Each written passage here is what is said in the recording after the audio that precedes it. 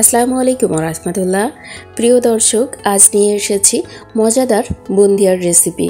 মিষ্টি স্বাদের এই বুন্দিয়াটা খুব কম সময়ে এবং কম উপকরণে আপনারা বাসায় তৈরি করে নিতে পারবেন। বুন্দিয়া তৈরি করতে যা যা লাগবে সব কিছুই থাকছে আজকের ভিডিওতে। আশা করি ভিডিওটা আপনাদের কাছে বেশ ভালো লাগবে। চলুন তবে এই বুন্দিয়া তৈরির মূল প্রক্রিয়াতে। বুন্দিয়া তৈরি করার জন্য আমি প্রথমে এখানে একটি মিক্সিং বোল নিয়ে নিয়েছি এবং দিয়ে দিচ্ছি 250 গ্রাম মাপের 1 কাপ বেসন, আর দিচ্ছি স্বাদমতো লবণ। এই সবটা একটু মিশিয়ে নিয়ে আমি এটাতে পানি ব্যবহার করছি। 1 কাপ বুন্দিয়ার জন্য আমি 1.5 কাপ পানি ব্যবহার করব এবং পানিটা অল্প অল্প করেই ব্যবহার করছি। ভিডিওর দেখানো প্রসেসে আপনারা ব্যবহার করতে পারেন।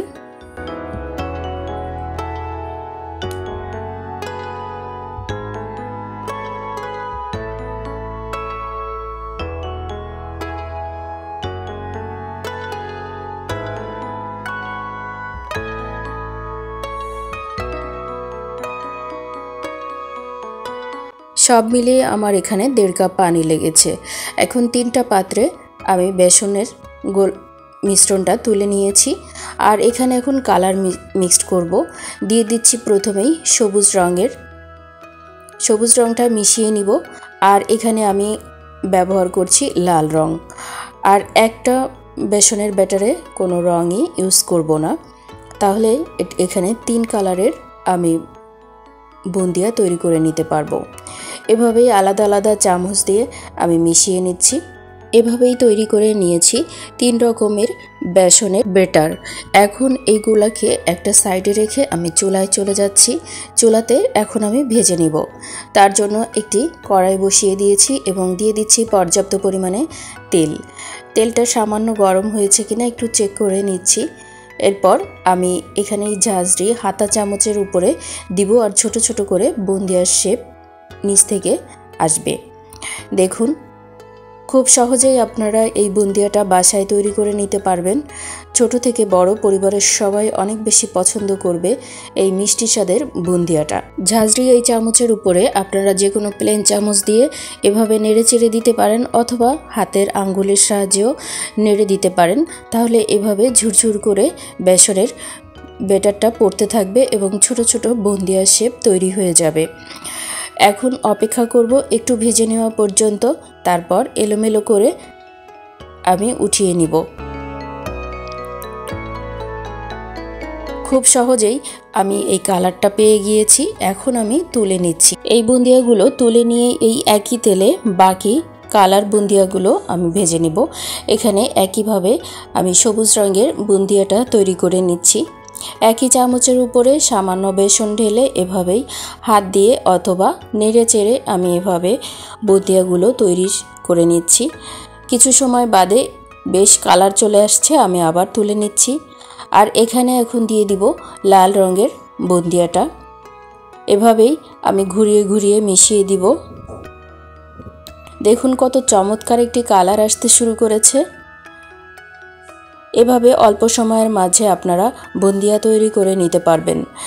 আমি এখন একটু নেড়ে চেড়ে কিছু সময় ভেজে নিব, তারপর এটা তুলে নিব।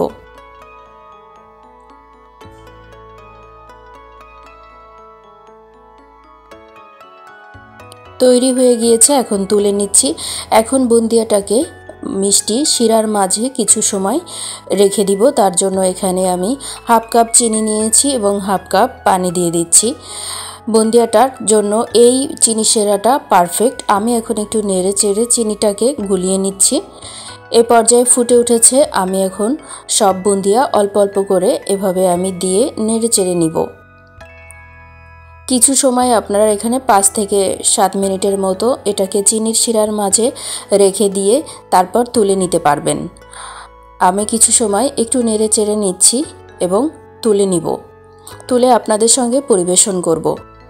এই পর্যায়ে বুন্দিয়াগুলো বেশ রস নিয়ে নিয়েছে এবং আমি চেক করে নিয়েছি।